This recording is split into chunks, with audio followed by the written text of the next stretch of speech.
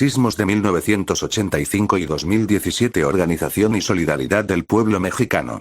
El 19 de septiembre de 1985, México fue víctima de un sismo con magnitud de 8,1 grados. Ante la parálisis y reacción tardía de los gobiernos federal y de la capital del país, la población civil se organizó para solidarizarse con sus hermanos en desgracia. A las 7:19 horas de aquella fatídica mañana, la Ciudad de México se detuvo por unos momentos. A la fuerte sacudida de un movimiento oscilatorio y trepidatorio sucedió el derrumbe de construcciones y el levantamiento de pavimento en diversas zonas. Por varias horas la ciudad quedó incomunicada, sin luz, con el riesgo de explosiones por fugas de gas, pero de inmediato la sociedad civil comenzó a organizarse y pronto se formaron cuadrillas de rescate. De ahí surgió el grupo Topos. Además, los servicios de emergencias como bomberos, socorristas y policías actuaron por su cuenta ante la falta de coordinación o estrategias de las autoridades, que mantuvieron su inacción y falta de comunicación por horas. Bajo estas condiciones adversas, la gente se puso a ayudar a los vecinos a remover escombros, a improvisar camillas y medios de transporte para llevar a los heridos a los hospitales, creando además sus propias redes de comunicación. De la organización y solidaridad de los mexicanos surgió el concepto de sociedad civil. De esa experiencia traumática surgió la necesidad de crear un sistema nacional de protección civil para prevención y seguridad de los ciudadanos y para aminorar los daños por desastres naturales, no solo por sismos sino también por huracanes, reblandecimientos o desgajamientos de tierra, inundaciones o desbordamientos de ríos que cada año impactan a México. Además del sistema de alerta sísmica, se establecieron programas para crear la cultura de la prevención en escuelas y centros de trabajo y ensayar, mediante simulacros, las acciones en caso de sismo.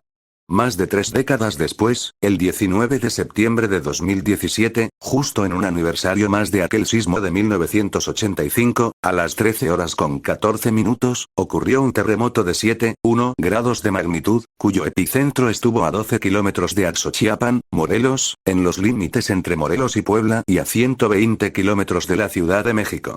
Ese fenómeno natural provocó el derrumbe de varios edificios y casas, dejando cientos de muertos y miles de familias que aún no tienen un techo donde vivir. Desde que ocurrió el terremoto de 2017, son frecuentes las denuncias sobre edificios mal construidos que se desplomaron o sufrieron daños irreparables. Esas evidencias dieron origen a investigaciones como ¿por qué se cayó mi edificio? La corrupción y negligencia que acabaron con vidas y patrimonio, conjunto de 28 reportajes realizados por mexicanos contra la corrupción y la impunidad. El estudio revela que ninguna de las distintas autoridades involucradas conoce a plenitud las causas de los daños, el origen de todas y cada una de las decisiones humanas que pudieron haber incidido en el colapso de inmuebles, donde murieron al menos 228 capitalinos, y no se ha sancionado a quienes defraudaron la confianza de la ciudadanía, bien desde un puesto público o desde la gestión empresaria. Ante la ocurrencia de un desastre, el Estado debe proporcionar atención en el marco de la ley, bajo los protocolos y procedimientos institucionales y garantizando el respeto a los derechos humanos. En ese contexto, se debe destacar el papel de la Comisión Nacional de los Derechos Humanos, CNDH, organismo que ha privilegiado la atención y el acompañamiento a las víctimas. Para conmemorar a los fallecidos a causa de esos 2 terremotos, el gobierno federal en turno suele convocar a la población del país a sumarse al macrosimulacro de sismo que se lleva a cabo cada 19 de septiembre.